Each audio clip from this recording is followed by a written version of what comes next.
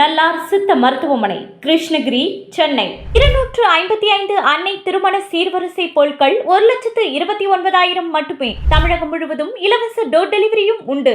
உங்கள் Annai stores and furniture, Guduvancheri, Kallakurichi மற்றும் திருவண்ணாமலை. வள்ளுவம் நேயர்களுக்கு வணக்கம். அரசியல் பேசு நிகழ்ச்சிக்கு உங்களை வரவேற்பதில் மகிழ்ச்சி. என்று நம்மோடு இணைந்திருக்கிறார் மூத்த பத்திரிகையாளர் திரு சத்தி சுந்தரராமன் அவர்கள். சார் வணக்கம். சார் வணக்கம். நல்லா இருக்கீங்களா சார்? சொல்லுங்க ரவீன். சீமான் அவர்கள் கிட்டத்தட்ட 6 பிராமணர் வேட்பாளர்களை நிறுத்தியிருக்காருன்னு சொல்லிட்டு கேண்டிடேட்டாக அனௌன்ஸ் பண்ணியிருந்தாரு. அது சமூக வலைதளங்களில் ஒரு பெரிய பேசுபொருளாக மாறி இருக்கு. இது வரைக்கும் யாரும் பண்ணாத சீமான் பண்ணுறாரு. நாங்கள் ஏற்கனவே சொன்னோம் இவர் பிஜேபியோட ஆள், ஆர்எஸ்எஸோட ஆள் அப்படின்னு. இப்போ அதை நிரூபிச்சிருக்காரு சீமான் சொல்லிட்டு. இப்போ பிஜேபி ஆர்எஸ்எஸ்ன்னா பிராமணர்களுடைய கட்சியா? அது இல்லை தெரியலைங்க எனக்கு அவ்வளோ. நான் பிஜேபியும் இல்லை, ஆர்எஸ்எஸும் இல்லை. எனக்கு தெரியலன்றதுனால தெரிஞ்சுக்கலாம். இல்லை அதிமுக திமுக கூட எடுக்காத ஒரு முயற்சியை இவர் ஏன் பண்ணணும் அப்படி இல்லைங்க. பிஜேபி ஆர்எஸ்எஸ் இதுன்னு சொன்ன பிராமணர்கள் அப்படின்னு சொன்னால், மோடி பிராமணரா, அமித்ஷா பிராமணரா, ஜேபி நட்டா பிராமணரா? பிராமணர்கள் இருக்கலாம். இப்போ திமுகவில் கூட தான் எஸ்வி சேகர மைத்ரேயன்னு இருக்காங்க. அதுக்காக திமுகவை பிராமணர்கள் கட்சி என்று ஏற்றுக்கொள்ளலாமா? சீட்டு கொடுக்கல சார். இல்லைங்க, இருக்காங்களா இல்லையா, போய் சேர்ந்தாங்களா இல்லையா, போய் சேர்ந்த போது அவங்கள முதல்வர் சால்வை போட்டு வரவேற்றாரா இல்லையா? நான் அவங்க சேரக்கூடாதுன்னு நான் சொல்லலை. அவங்க இஷ்டம். சேர்த்துக்கிறது இவங்க இஷ்டம், சேர்றது அவங்க இஷ்டம்.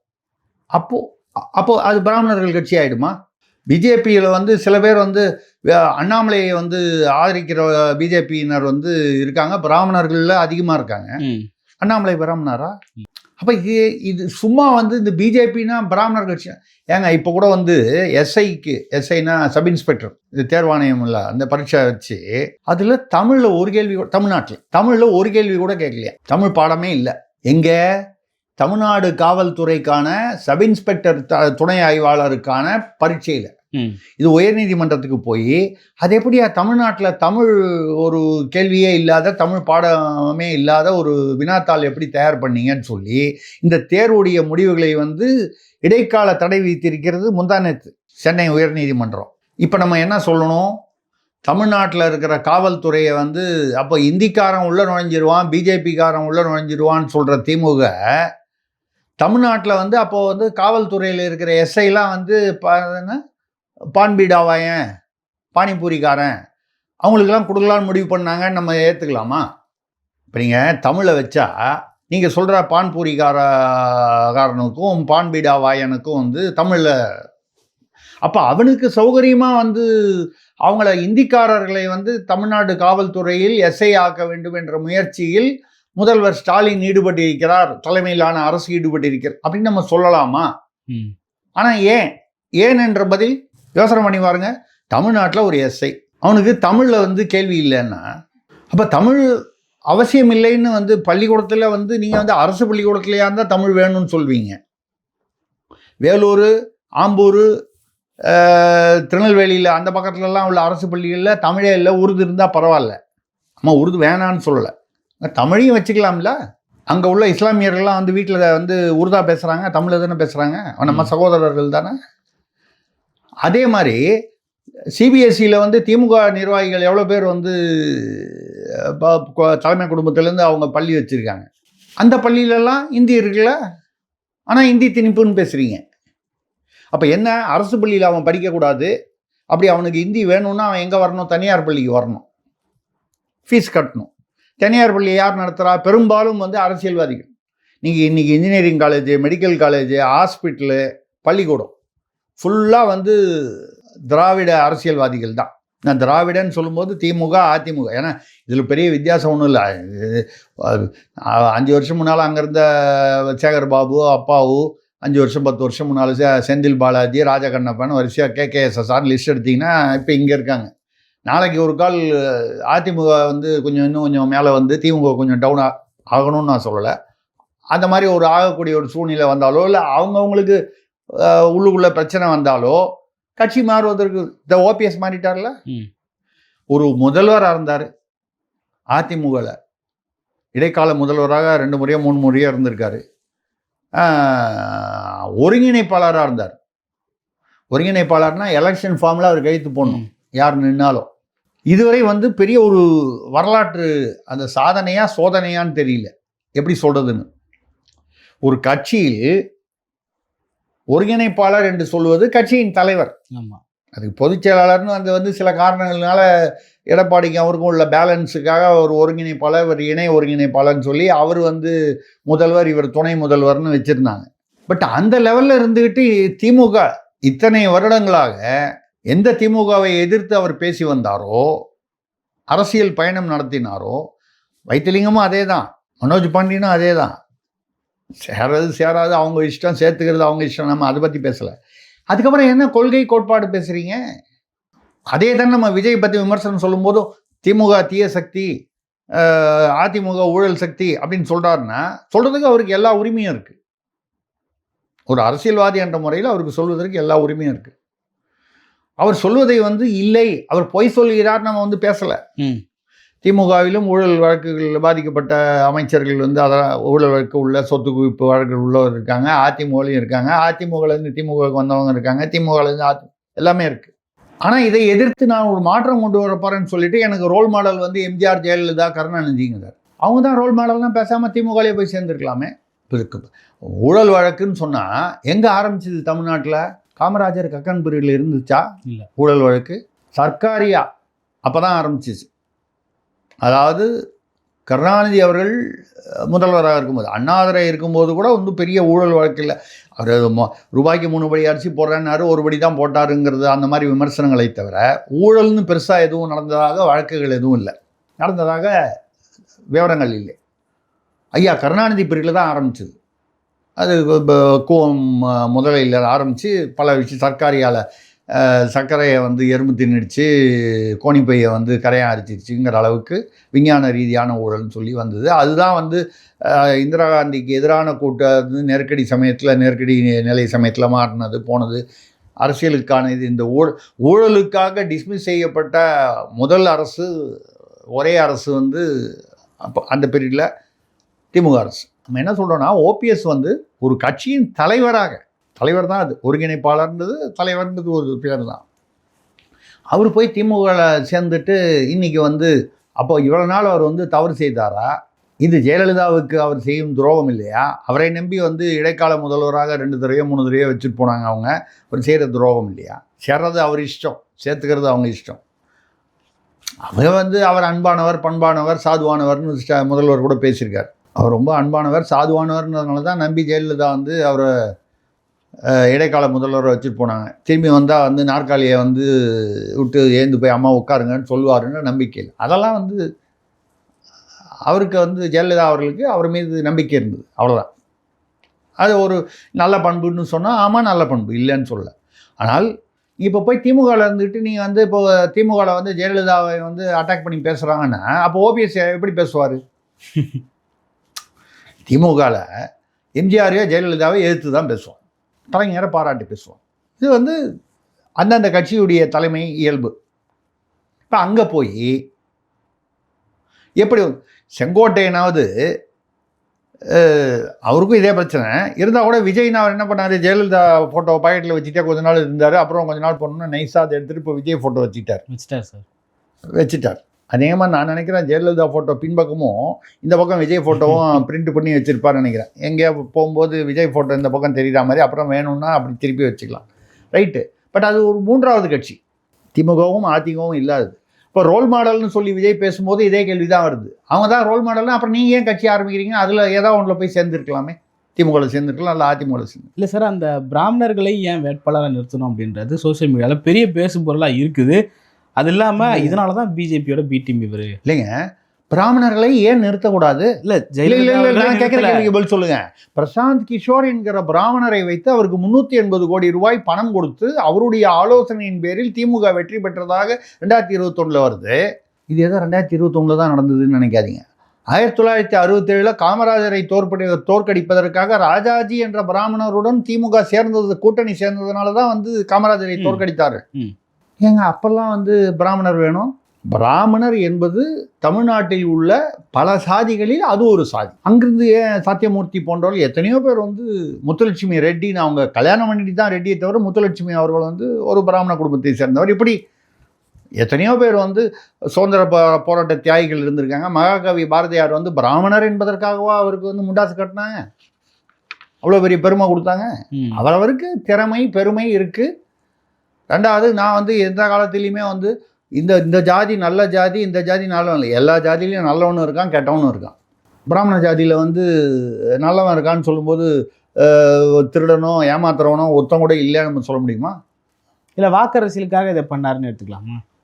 இல்லைங்க, நீங்கள் பிராமணர்களுக்கு கொடுத்தது அது ஏன் உங்களுக்கு அந்த எண்ணம் வருது, அந்த பேச்சு வருதுன்னால், ஈவேரா காலத்தில் இருந்து நீதி கட்சி என்று ஒன்று தொடங்கப்பட்ட போது பிராமணர்களை எதிர்த்து ஒரு அரசியல் அப்படின்னு தான் தமிழ்நாட்டில் திராவிடம் என்பதே தொடங்கப்பட்டது.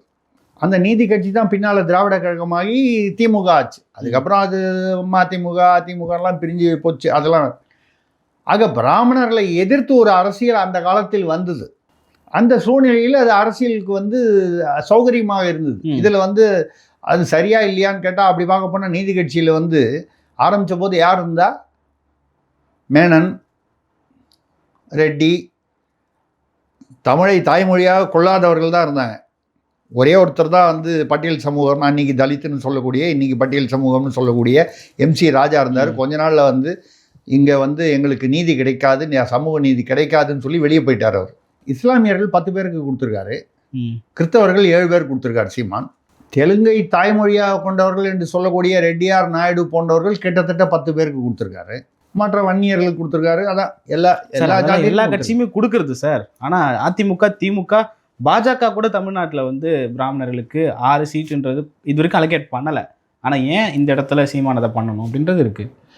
இந்த மொத்தம் 234 சீட்டுங்க. அதில் 6ங்கிறது எவ்வளவு பர்சன்டேஜ்னு பாருங்கள். இல்லை, அதாவது ஏன் வந்து ஒரு 6 பேருக்கு கொடுத்தாருன்னு நீங்கள் கேட்குறீங்கல்ல, ஏன் கொடுக்கக்கூடாதுன்னு நான் கேட்குறேன். மைத்ரேயனி, SV சேகரையும் நீங்கள் வந்து திமுகவில் சேர்த்துக்கலாம் அப்படிங்கும்போது, திராவிடம்னாலே வந்து பிராமணர்களுக்கு எதிராக தொடங்கப்பட்ட ஒரு இயக்கம்னு இருக்கக்கூடிய திராவிட இயக்கமான திமுகவில் SV சேகர், மைத்ரேயன் சேர்ந்தது தப்புன்னு நான் சொல்லலை, சேர்த்துக்கிட்டது தப்புன்னு நான் சொல்லலை. அது அவங்கவுங்க இஷ்டம். சேர்றாங்க, அவங்களுக்கு ஒரு கால் வாய்ப்பும் கொடுக்கலாம். MLA வாய்ப்பு கொடுப்பாங்களா இல்லையான்னு தெரியாது. கொடுக்கறதுக்கு வாய்ப்பு இருக்குது, கொடுக்காமையும் போகலாம். ஏன் வந்து பிராமணர்களுக்கு கொடுத்தாங்கன்னா ஏன் வன்னியர் கொடுத்தது பற்றி ஏன் பேச மாட்டேன்றீங்க? சீமான் வன்னியரா? சீமான் இஸ்லாமியரா? 10 பேர் கொடுத்துருக்காரு. கிறிஸ்தவர் கொடுத்தா கூட நீங்கள் ஒரு காலம் அவர் வந்து செபாஸ்டியன் சைமன் சொல்லலாம். முக்குளத்தோருக்கு கொடுத்துருக்காரு, அவர் முக்குளத்தோரா? அதெல்லாம் பேசல. இது மட்டும் என்ன, இது என்னன்னா இந்த பிராமணர்களுக்கு எதிராக அப்படின்னு சொன்னால் உடனே அது திராவிடம். அப்புறம் ஏன் பிரசாந்த் கிஷோர் பிடிச்சிக்கிட்டு அலையிறீங்க? அன்றைக்கி ராஜாஜியில் ஆரம்பித்து இன்றைக்கி பிரசாந்த் கிஷோர் வரைக்கும் பிராமணர்கள் வேண்டாம்னா ஒதுக்கி விட வேண்டியதானே? இல்லை, இதுதான் அந்த பிராமண கடப்பாறை கொண்டு திராவிட அந்த குட்டி சவரை இடிப்பேன்னு சொன்னதா அப்படின்றது வருது. இருக்கட்டுமே. திராவிடம்ங்கிறது என்ன? ஆரம்பித்தது என்ன? பிராமணியத்தை எதிர்த்து, பார்ப்பனியத்தை எதிர்த்து திராவிடம்னு யார் ஈவேரா பேசியிருக்காரா இல்லையா? ஈவேரா பேசினதை எடுத்து பாருங்க முதல்ல. அதுக்கு அது சமூக நீதி என்னன்னு பதில் சொல்லுங்க. பார்ப்பான்களை ஒழிக்க வேண்டும், முஸ்லிம்களை ஒழிக்க வேண்டும், கிறிஸ்தவர்களை ஒழிக்க வேண்டும், நம்மிலும் கீழான சாதியினர் அப்படின்னா பட்டியல் சமூகம்னு எடுத்துக்கலாம். இவர்கள் 4 பேரும் நம்ம சமுதாயத்துக்கு எதிரிகள். அப்போ நம்ம சமுதாயம்னா எது? தெலுங்கு, கன்னடம் பேசுகிறதா நம்ம சமுதாயமா? இல்லை, எது? இந்த நாள் இல்லை, இவர்கள் எதிரிகள். நான் வந்து பிராமணர்களுக்கு மட்டும் வந்து இங்கே வந்து ஆஜராகலை. நீ இஸ்லாமியர்னு சொல்கிறவங்களாம் வந்து ஒரு 100 வருஷத்துக்கு முன்னால் இந்து மதத்தில் இருந்துட்டு தான் அங்கே போயிருக்கான். நீ கிறிஸ்தவர்கள் யாரும் வந்து பாபர், அவுரங்கசீப் வகைரா இல்லை. பாரசீகத்துலேருந்து வந்தவன் யாரும் கிடையாது. தமிழ்நாட்டு இஸ்லாமியர்கள், தமிழ்நாட்டு கிறிஸ்தவர்கள் வந்து ஜெருசலத்திலேருந்து வந்தாங்களா? இல்லை, நம்ம ஊரில் இருந்தாங்க. ஏதோ சில காரணங்களுக்காக, அவர்களுடைய சுய விருப்பத்துக்காகவோ சில நேரத்தில் உள்ள சூழ்நிலைகளுக்குனால வந்து அவங்க வந்து வேறு மதத்துக்கு போனாங்க. அது ஒரு தவறே இல்லை, உரிமை, விருப்பம். நம்மிலும் கீழான சாதியினர் அப்படின்னு சொல்லும்போது அந்த சாதியினரை மேலே கொண்டு வரணும்னு ஒரு புரட்சி பண்ணுறவர், சமூக நீதியின் தந்தை அப்படின்னு சொல்கிறவர் வந்து இருப்பதிலேயே பின்தங்கி இருக்கக்கூடிய ஒரு சமூகத்தை வந்து முன்னால் மேம்படுத்த வேண்டும் என்று சொல்ல வேண்டுமா? அவர்கள் நமது எதிரிகள், அவர்களை ஒழித்து கட்ட வேண்டும்ங்கிற அர்த்தத்தில் பேசணுமா? அப்போ திராவிடம் என்பது எது? பிராமணர்களுக்கு எதிரானது, முஸ்லீம்களுக்கு ஈவேரா பார்வை. ஈவே ராமசாமி நாயக்கருடைய பார்வையில் பிராமணர்கள், முஸ்லீம்கள், கிறிஸ்தவர்கள், எஸ்சி எஸ்டி என்று சொல்லிய பட்டியல் சமூகம், இவங்க 4 பேரும் வந்து எதிரானவர்கள்.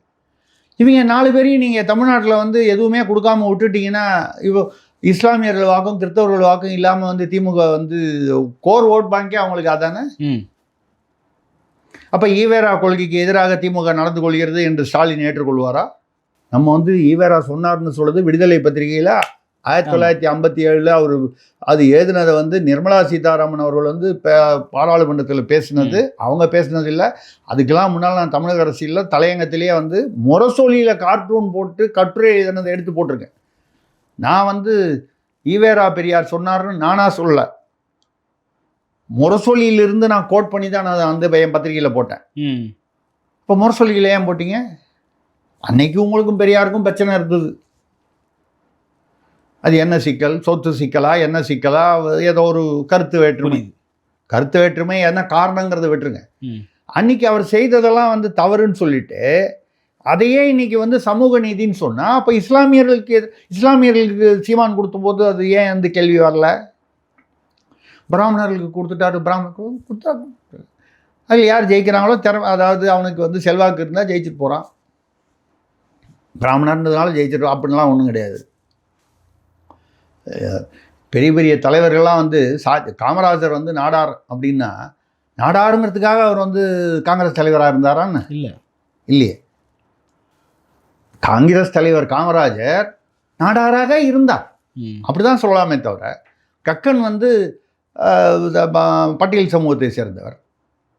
பட்டியல் சமூகத்தை சேர்ந்தவர் என்பதால் கக்கன் இன்று நினைவு வைத்துக் கொள்ளப்படுகிறாரா? இல்லை. நேர்மையானவர் என்பதால் நினைவு. இப்போ கூட நல்லகண்ணு செத்து போனதுக்கு, இவ்வளோ இறந்து போனதுக்கு என்னுடைய பத்திரிகை தமிழக அரசியல் முதலாக 2008 அக்டோபரில் வந்து தொடங்கிய பொழுது நல்லகண்ணு அவர்கள் கையால் நான் தொடங்கினேன். ஏன்னு கேட்டால் நேர்மையான எளிமையான மனிதர், அரசியலுக்கு ஒரு தமிழ்நாட்டு அரசியலில் ஒரு அடையாளமாக திகழ்ந்தார்.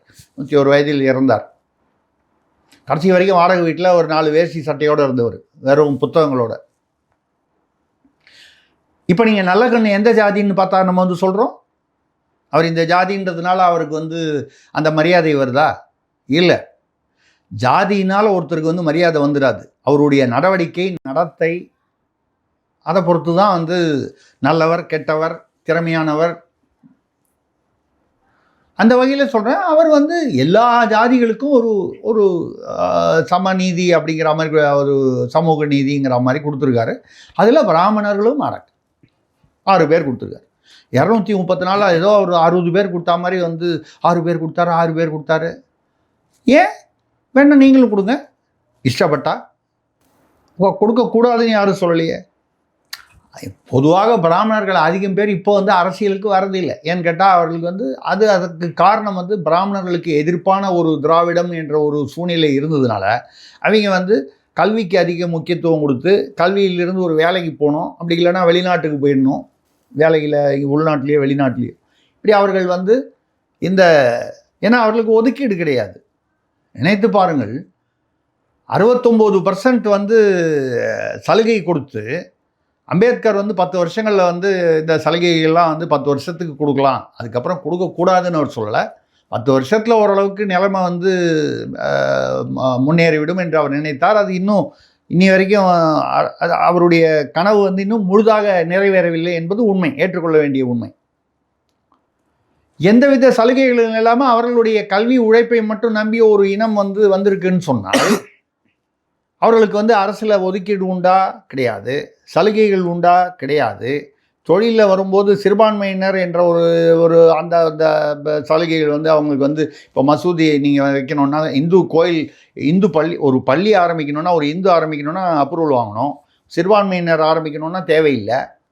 இந்த மாதிரி ஏதாவது முன்னுரிமைகள், சலுகைகள் உண்டா? இல்லை. அவங்கனால பொதுவாக வந்து கல்வி, வேலை, அந்த சில பேர் தொழில் அப்படின்னு போயிட்டாங்க. அரசியலில் வந்து மிக குறைவானவர்கள் இருக்கிறார்கள். ஆனால் வாக்காளர்களில் ஏதோ ஒரு சதவீதம், 3% இருக்காங்க, 3 4 இருக்காங்க. தவறு என்ன? அதான் சொன்னேன், காமராஜர் நாடார் என்பதால் காமராஜரை வந்து நம்ம கொண்டாடவில்லை. கக்கன் வந்து பட்டியல் சமூகம் என்பதால் அவரை கொண்டாடவில்லை. அவர்களுடைய நல்லக்கண்ணு அவர்களை அவர் ஜாதிக்காக அவரை நம்ம கொண்டாடவில்லை. அந்த மாதிரி ராஜாஜியை வந்து அவருடைய திறமைக்காக கூட்டணி சேர்ந்தீங்களா இல்லையா? அப்போ 1967 உங்களுக்கு வந்து பிராமணர்கள் தயவு தேவைப்பட்டது திமுகவுக்கு, திராவிடத்துக்கு. 2021 பிரசாந்த் கிஷோர் என்ற பிராமணரின் தயவு தேவைப்பட்டது. எவ்வளோ வருஷம் ஆச்சு பாருங்கள், 33, 54, 55 வருஷம். சீமான் பண்ணும்போது ஏன்னா திராவிடம் என்பது ஒரு மாயை, ஒரு ஒரு பிம்பம். அது ஏதோ பிராமணர்களுக்கு எதிராகன்னு. திமுகவில் உள்ள முக்கியமான வந்து அதாவது தலைமை குடும்பத்தில் உள்ளவங்க எத்தனை பேர் வந்து பிராமண பெண்களை வந்து பிராமணர்களுடன் திருமண உறவு வைத்திருக்கிறார்கள் பட்டியலிடலாமா?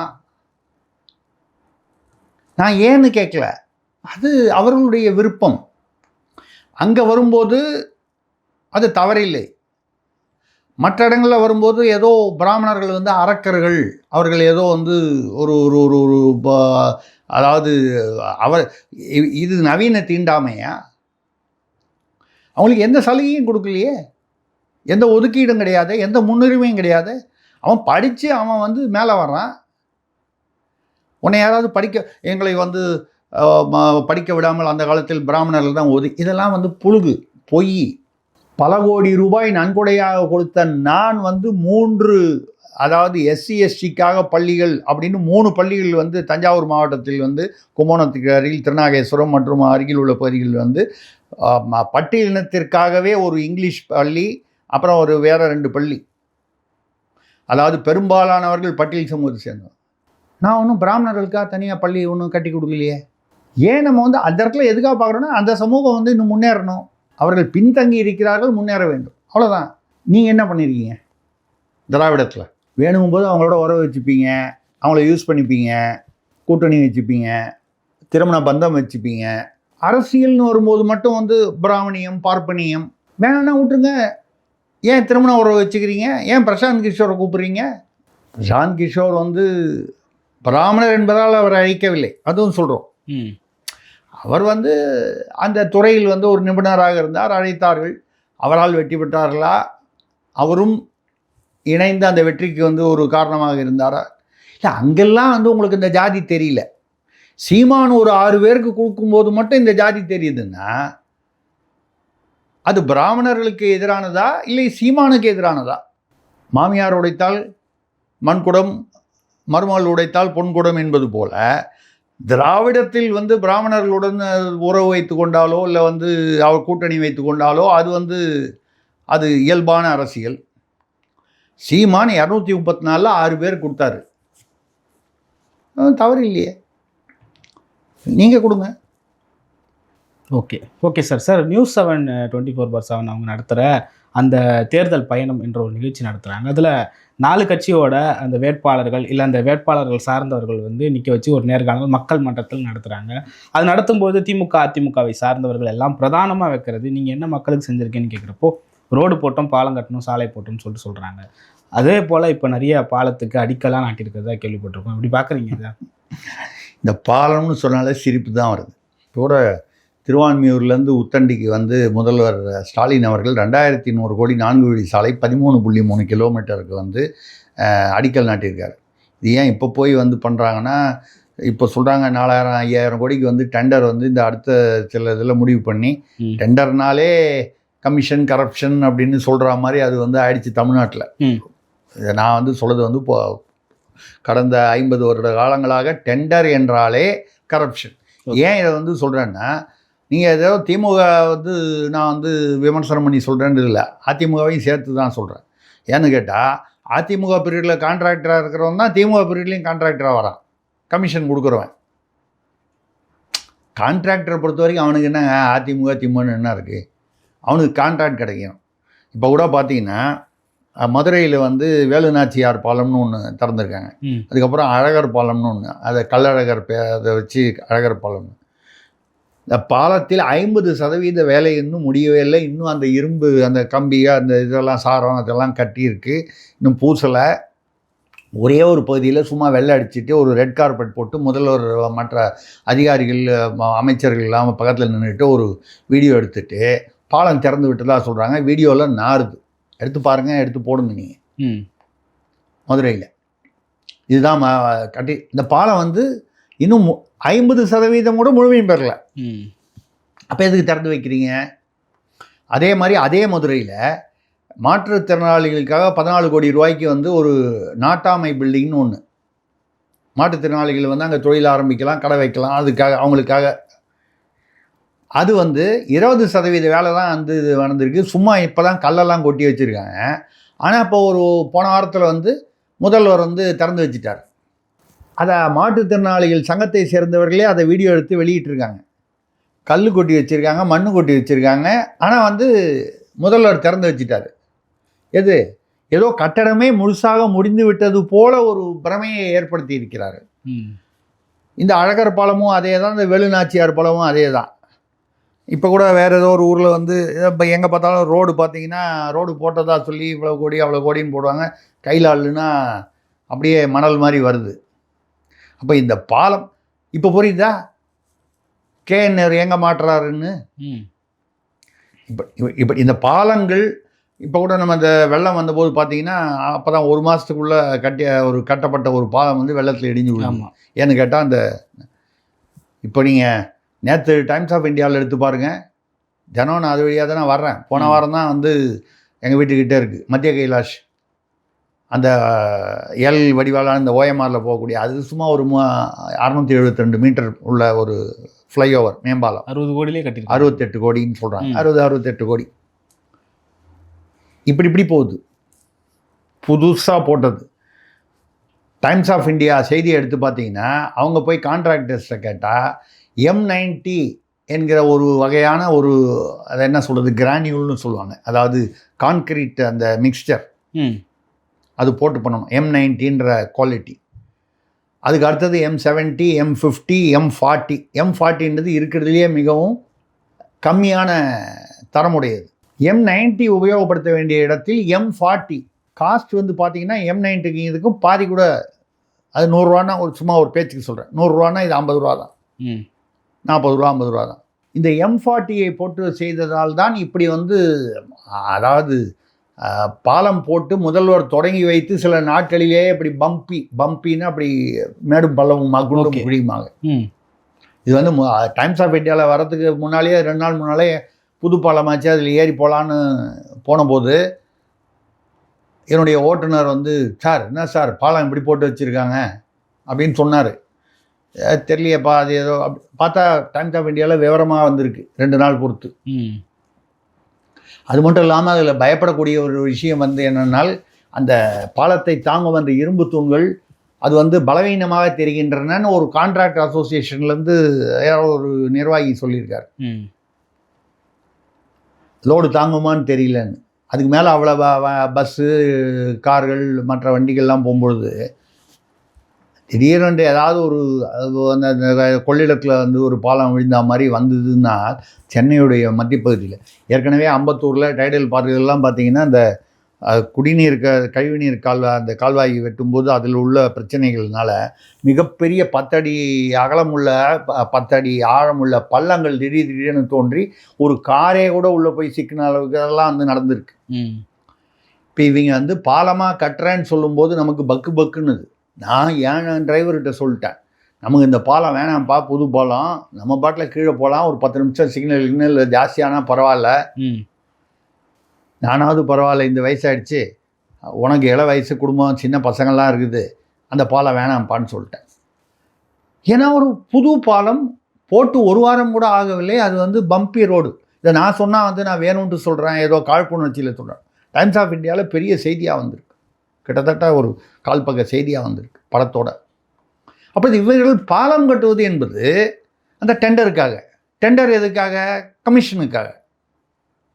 நீங்கள் எப்படி வந்து மீடியாவை வந்து ஆர்எஸ்பி வந்து இந்த நேர்மையாக இல்லாதவர்களை, அந்த காசு வாங்கிட்டு மீடியா அப்படின்னு அந்த பேரில் செயல்படுபவர்களே வந்து ஆர்எஸ்பி மீடியா, வேசி மீடியான்னு சொன்னார், அந்த வார்த்தை சொல்லக்கூடாதுன்றதுனால இப்போ ஆர்எஸ்பி மீடியான்னு பேர் வந்துருச்சோ.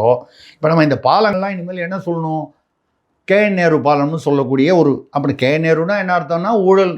அவர் ஒருத்தர் தான் ஊழல் நம்ம சொல்லலை, அதில் தான் உள்ளதான் எல்லாம் வாரி எல்லாம் ஈடியில் தான் தெளிவாக வந்துருச்சே. IAS, IPS, கட்சி தலைமை எல்லாமே அதில் வந்துருச்சு, உள்ள குடும்பம் எல்லாமே உள்ளே வந்துருச்சு. அப்போ எப்படி ஆர்எஸ்பின்னு ஒரு ஒரு ஒரு ஒரு இது நம்ம சொல்கிறோமோ, அது ஒரு ஒரு மீடியாவை வந்து கிண்டலாக சொல்கிறது வந்து ஆர்எஸ்பி மீடியான்னு சொல்கிற வழக்கம் வந்ததோ, அது மாதிரி இப்போ பாலம் இல்லை வந்து ஒரு ஸ்கூல் கட்டுறாங்கன்னு சொல்லி போய் இப்படி இப்படி போய் நோன்னா விழுது, கூரை இடிஞ்சு விழுது. அடுத்த வாரத்திலேயே தரையில் வந்து சமுதாய கூடம் பண்ணாங்க. இப்போ கூட ஏதோ ஒரு ஊரில் வந்து ஏற்கனவே இருந்த பள்ளியை, சென்னையில் தான், வட சென்னையில் நினைக்கிறேன், பள்ளியை வந்து 150 பேர் படிச்சுட்டு இருக்காங்க. 400 பேர் படிக்கலாம், அதில் 100-150 பேர் படிச்சுட்டு இருக்காங்க. பழைய பள்ளி, ரொம்ப பழைய கட்டடம். அந்த கட்டடத்தை மேயர் பிரியா அவர்கள் தலைமையில் 2023 வந்து அதை இடிச்சிட்டு புது கட்டடம் கட்டுறதுன்னு ஒரு தீர்மானம் போட்டிருக்காங்க.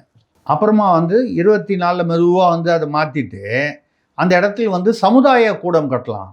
ஏனென்றால் பக்கத்தில் சமுதாய கூடமே இல்லை அந்த பகுதியில். ஆக்சுவலாக பார்த்தா 500 மீட்டரில் ஒரு சமுதாய கூடம் இருக்குது. 500 மீட்டர்ன்றது என்ன, ஒரு 10 நிமிஷம் நடக்கிற. என்னென்னா இங்கே எதை வந்து லிங்க் பண்ணி பார்க்கணுன்னா, செந்தில் பாலாஜி அவர்கள் இருக்கும் பொழுது ஒரு விதி கொண்டு வந்தார். அதாவது டாஸ்மாக், செந்தில் பாலாஜியா முத்துசாமியா, ஆக திமுக ஆட்சி. இந்த என்னென்னா இந்த மாதிரி வந்து ஒரு பார்ட்டிஸ், விருந்துகள், ஒரு ஹால்னா ஆடிட்டோரியம், இந்த மாதிரி இடங்களில் வந்து மதுபானம் வந்து சர்வ் பண்ணலாம். ஒரு ஆடிட்டோரியம், ஹால், சமுதாய கூடம், இதை வந்து யார் வந்து இந்த பள்ளியாருக்கு பள்ளி கட்டுறதுன்றதை மாற்றி சமுதாய கூடம் மாற்றினது யார்? அங்கே உள்ள ஒரு திமுக கவுன்சிலர். இந்த கவுன்சிலர் வந்து ஒரு மனு கொடுக்குறாரு. உடனே வந்து அவர் மனு கொடுத்த அடுத்த 5வது நாள் வந்து மேயர் பிரியா அவர்கள் தீர்மானம் போட்டுடுறாங்க. என்ன, பள்ளி புதுசாக கட்டுறது முடிஞ்சு போச்சு. என்ன நினைக்க தோணுது, முதல்ல பள்ளியை வந்து இடித்து விட்டு அங்கே அந்த பள்ளியில் உள்ள மாணவர்களெல்லாம் வந்து வேறு பள்ளிகளில் சேர்த்து விட்டுறாங்க. பட் அந்த பள்ளிகள்லாம் எங்கே இருக்குது? மினிமம் 2-3 கிலோமீட்டர் தள்ளி இருக்குது. அந்த மாணவர்களுக்கு தற்காலிகமாக அந்த இடம் கொடுத்தது ஓகே. அதுக்கு பதிலாக பள்ளி கட்டணுன்னா நீங்கள் அதுக்கான கட்டடத்தை கட்டி அந்த மாணவர்களை திருப்பி அங்கே கொண்டு வந்து சேர்க்கலாம். அதோடைய முழுமையான ஸ்ட்ரென்த்து 400 பேர்னா 400 பேரை சேர்க்குற அளவுக்கு ஒரு அந்த ஏரியாவில் ஒரு 150 பேருக்கு பதிலாக 400 பேர் வந்து படிக்கக்கூடிய ஒரு நல்ல அருமையான கட்டமைப்போட பள்ளி அப்படின்னு சொன்னால் அது நல்ல விஷயம். அந்த பெயரில் அதை இடித்ததுக்கப்புறம் வந்து அதாவது காலி மனையாக போனவுடனே அதை சமுதாய கூடம் என்று அந்த தீர்மானத்தை மாற்றி திமுக அவங்க பெரும்பான்மை இருக்காங்க கவுன்சிலர்களில், மாற்றி விட்டுட்டாங்க. இப்போ சமுதாய கூடம்னு வந்தால் அந்த சமுதாய கூடம் என்ன ஆகும்? சமுதாயத்திற்கு கூடம் தேவையில்லை என்று நான் சொல்ல, பள்ளி தேவையா? சமுதாய கூடத்தில் எங்கெல்லாம் என்ன நடக்குது, எங்கெங்கெல்லாம் சமுதாய கூடம் இருக்கோ அங்கெல்லாம் என்ன நடக்குது போய் பாருங்கள்.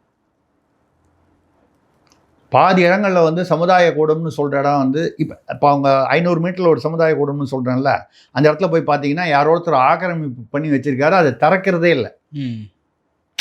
500 மீட்டர் தள்ளி இருக்கக்கூடிய ஒரு சமுதாய கூடம் பயன்பாட்டிலே இல்லை பல வருடங்களாக. அப்போ சமுதாய கூடம்னு கட்டி மூடி வச்சுருக்கீங்க, இல்லை ஆக்கிரமிப்புக்கு யாரோ ஆக்கிரமிப்புனாலே ஆளுங்கட்சிக்காரங்க தான், யார் ஆளுங்கட்சியாக இருந்தாலும் சரி. அப்போ பள்ளிகளை இடித்து விட்டு சமுதாய கூடம் என்ற பெயரில் மது கூடங்களை, ஏற்கனவே டாஸ்மாகுன்னு தனியாக வச்சுட்டு அதை தவிர FL1, FL2, எலைட்டுன்னெலாம் தனியாக வந்து திறக்கிற மாதிரி இது வந்து நீங்கள் வந்து இதுதான் திராவிட மாடலா? இது வந்து வெளிப்படையாக நடக்கிறது. அதாவது ஏதோ எங்கேயோ ஒரு மூலையில் நடக்குது. இன்னொரு மேட்டரை சொல்லி நம்ம முடிவு பண்ணுவோம். அது சொல்லாமல் முடித்தா தூக்கம் வராது. ஓசூரில் பார்த்தீங்கன்னா ஒரு திமுக நிர்வாகி, அவர் பேர் வந்து மால்குடி சீனா என்கிற சீனிவாசன், ஒரு ஒரு உதவி அதாவது தொழிலாளர் நல ஆய்வாளர், அதாவது என்ன சொல்கிறது, லேபர் இன்ஸ்பெக்டர் இல்லை லேபர் டெப்டி இன்ஸ்பெக்டர், அவர் ஒருத்தர் சிவமூர்த்தி என்னமோ பேர். அவர் வீட்டு வாசலில் அவரோட பையன் ஒரு இளைஞர், அவர் வந்து கார்த்திகேயன் என்னமோ பேர், அவர் வந்து ஒரு பைக்கு நிறுத்தியிருக்கார் வீட்டு வாசலில். அது கொஞ்சம் குறுகலான தெரு, ஓசூருக்கு அருகில். அந்த தெருவில் போகும்போது ஒரு கார் வருது. இந்த பக்கம் ஏதோ ஒரு கார் நிறுத்தியிருக்காங்க. இந்த பைக்கு நிறுத்தினதுனால அந்த காரால் சரளமாக போக முடியல போல இருக்கு. கண்டினியூஸாக ஹார்ன் அடிக்கிறாங்க. இருந்த 3 இளைஞர்கள் மது அல்லது கஞ்சா போதையில் இருப்பதாக தெரிகிறது. உள்ள ஹார்ன் அடித்தோன்னா உள்ளேருந்து அந்த இளைஞர் ஓடி வந்து வண்டி எடுக்கிறார்.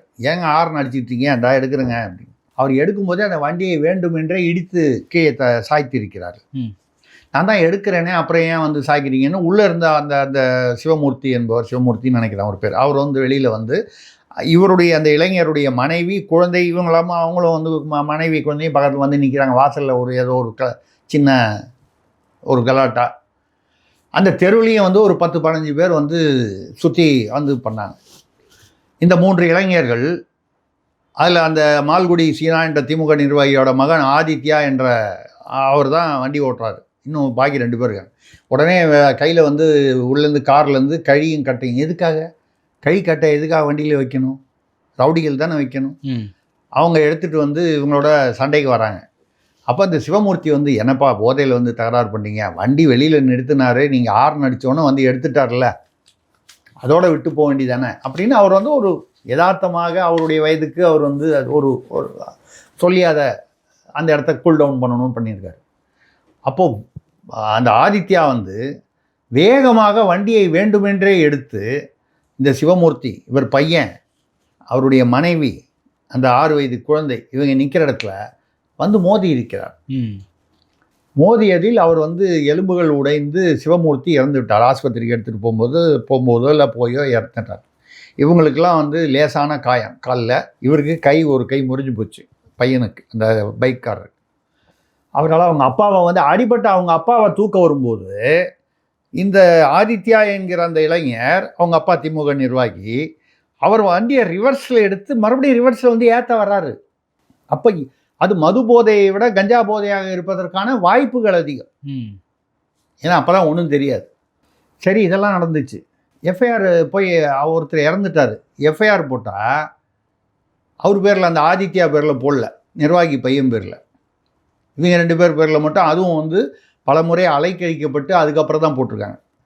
இங்கே அங்கே போன்னு சொல்லி வழக்கமாக அலைக்கழிச்சு சிஎஸ்ஆர் கொடுக்காம இதெல்லாம் பண்ணதுக்கப்புறம் அவங்க வந்து ஊடகங்களுக்கெல்லாம் வந்து பத்திரிகைகளுக்கெல்லாம் வந்து பேச ஆரம்பிச்சிட்டாங்க. அவங்கெல்லாம் மீடியா உள்ளே இறங்கினதுக்கப்புறம் அந்த ஆதித்யாவை இறுதியாக கைது செய்திருக்கிறார். ஆனால் அவங்க அப்பா அந்த மால்குடி சீனா என்கிற சீனிவாசன் திமுக நிர்வாகி, ஒரு பொதுக்குழு உறுப்பினராக, முன்னாள் பஞ்சாயத்து யூனியன் தலைவராக, அவர் வந்து அந்த தெருவில் ஒரு 10-15 பேர் இருக்காங்களே, அவங்களெல்லாம் வந்து யார் வாசலில் இருக்காங்களோ அவங்களாம் கூப்பிட்டு அதில் சில பேர் வீடியோவில் எடுத்திருக்காங்க. அந்த வீடியோவை கட்டாயப்படுத்தி அழித்திருக்கிறார். அதை தாண்டி ஒரு வீடியோ இப்போ வந்து வெளியில் வந்துருச்சு. யாரதோ அந்த வீடியோவில் இருக்கிற யாரெல்லாம் வீட்டு வாசலில் இல்லை அந்த இடத்துல கும்பலாக வந்து அக்கம் பக்கத்தில் இருந்தவங்க நிற்கிறாங்களோ அவங்கள கூப்பிட்டு கேட்டால் எங்களுக்கு எதுவும் தெரியாதே, எங்களை எதுவும் கேட்காதீங்க அப்படின்னா என்ன அர்த்தம்? அவர்கள் மிரட்டப்பட்டு இருக்கிறார்கள். இதே மாதிரி கே நகர் தனசேகரன் திமுக எம்எல்ஏவாக இருந்தவர், அவருடைய பேரன் வந்து ஏதோ அவங்க அந்த ஒரு பெண் விஷயமான தகராறில் ஒரு குரூப்பு இன்னொரு பையனை வந்து கார் ஏற்றி வேண்டுமென்றே போதையில் காரை ஏற்றிவிட்டு அவர் இறந்து விட்டாரா இல்லை அது இறக்க வேண்டும் என்பதற்காக காரை ரிவர்ஸில் ஓட்டி வந்து அவர் மேலே ஏற்றினார். அவரை ரொம்ப நாள் கைது பண்ணாமல் இருந்தாங்க. நண்பர்களை மட்டும் கைது பண்ணிவிட்டு அவரை வந்து கைது பண்ணாமல் இருந்தாங்க. அதுக்கப்புறம் கைது பண்ணி பிணையில் வந்து விட்டார். இப்பொழுது சொல்லுங்கள், என்ன விதமான ஆட்சி நடக்கிறது? ஒரு சாதாரணமாக வந்து ஒரு பொதுமக்கள் வந்து அவர்களுடைய இயல்பான வாழ்க்கையை வாழ முடியவில்லை. திமுகவை சேர்ந்தவர்னா கள்ளச்சாராயம் காய்ச்சலாம், எம்எல்ஏவாக இருந்தாலும் கள்ளச்சாராயம் காய்ச்சலாம், அதுக்கு பின்னால் இருக்கலாம், அவங்க வண்டியில் கொண்டு போய் வந்து வேண்டுமென்றே ஏற்றி கொள்ளலாம். நினைத்து பாருங்கள், ஒரு 6 வயது குழந்தை, அந்த குழந்தையை மோதி கொள்ள வேண்டும் என்கிற எண்ணம் வந்து யாருக்கு வரும்? ஒரு சாதாரணமாக இருக்கிற ஒரு மனிதனுக்கு, இளைஞனுக்காக இருந்தாலும் யாருக்காக இருந்தாலும் வராது, இயல்பில் வராது. அப்படி வரக்கூடிய ஒரே விஷயம், அப்படி வரவழைக்கக்கூடிய ஒரே விஷயம் வந்து போதை, அதுவும் மதுவை விட கஞ்சா போதை தான். ஏன்னா கஞ்சா அடிச்சோன்னா அவனுக்கு என்ன செய்கிறோம்னே தெரியாது. மதுவை விட கஞ்சா மோசம், கஞ்சாவோ இல்லை மெட்ஸோ. இது மாதிரி தமிழ்நாட்டில் நிறையா. வடபழனியில் கோயில், ஒரு கான்ஸ்டபிள் கோயில் சாத்தினதுக்கப்புறம் 12:30 மணிக்கு அவர் வந்து உள்ளே வந்திருக்காரு. அந்த சின்ன ஒரு கதவு இருக்கும் அந்த கோபுரத்து கதவில், அது வந்து அந்த ஸ்டாஃப் மட்டும் வெளியே போயிட்டு வரத்துக்கு மட்டும் இருக்கும். அது வழியாக உள்ளே வந்திருக்காரு. கோயில் சாத்தியாச்சுங்க, சந்நிதி வந்து நார்மலாக இந்த 12:30 மணிக்கு சாத்தினா 4:30 மணிக்கு தான் திறப்பாங்க வடபழனியில் ஒரு கோயிலில். அப்படின்னு சொல்லி ஒரு அந்த ஹெச்ஆர்என்சி அறநிலையத்துறை ஊழியர் ஒருவர் வந்து அதாவது இப்போ பார்க்க முடியாதுங்க, தடுத்து இருக்கார், வாக்குவாதம் செய்திருக்கார். நீங்கள் எப்படி அது உள்ளே வரலாம், கோயில் மூடினதுக்கப்புறம் எப்படி உள்ளே வரலாம்? அவர் வந்து சத்தம் போட்டு, நான் யார் தெரியுமா, இத்தனைக்கு அவர் என்ன கான்ஸ்டபிளுங்க, ஆர்ம்டு ரிசர்வ் கான்ஸ்டபிள். அந்த ஊழியரை, அறநிலையத்துறை அரசு ஊழியரை, கோயில் ஊழியரை கண்ணாமுன்னான்னு திட்டுறது மட்டும் இல்லாமல் பயங்கரமாக தாக்குதல் நடத்தி, இதெல்லாம் சிசிடிவியில் பதிவாயிருக்கு.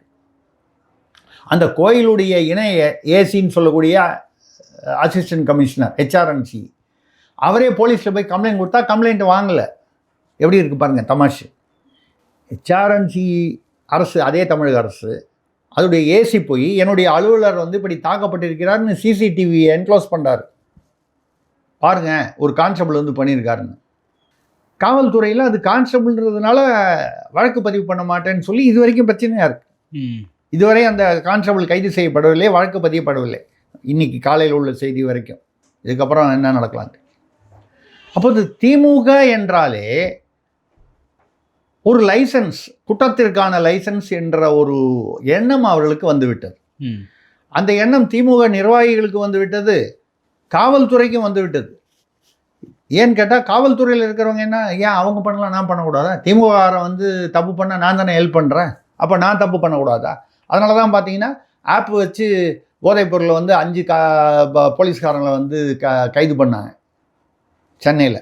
போலீஸ்காரனே கஞ்சாவோ இல்லை மெட்ஸோ விற்க ஆரம்பிச்சிட்டான்னா எப்படிங்க இந்த தமிழ்நாட்டை காப்பாற்றுவீங்க? அதனால் எல்லா போலீஸ்காரங்களும் தப்பு பண்ணுறாங்கன்னு நான் சொல்லலை. தப்பு பண்ணுற போலீஸ்காரனை தான் நம்ம சுட்டி காட்டுறோம். அப்படி தப்பு பண்ணுற போலீஸ்காரனை சுட்டி காட்டும் போது எண்ணிக்கை அதிகமாகிக் கொண்டே வருகிறது.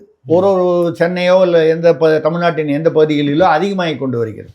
அப்போ அந்த மாதிரி காவல்துறையினர் தவறு செய்யும்போது, திமுக நிர்வாகிகள் தவறு ஆளுங்கட்சி நிர்வாகிகள் அவர் சேர்ந்தவர்கள் தவறு செய்யும்போது, சாதாரணமாக குற்றத்தையே தொழிலாக கொண்டிருக்கிற ரவுடிகள் வந்து அவன் என்ன பண்ணுறான், அவன் பண்ணுறான், இவன் பண்ணுறான், நான் பண்ணான் என்ன?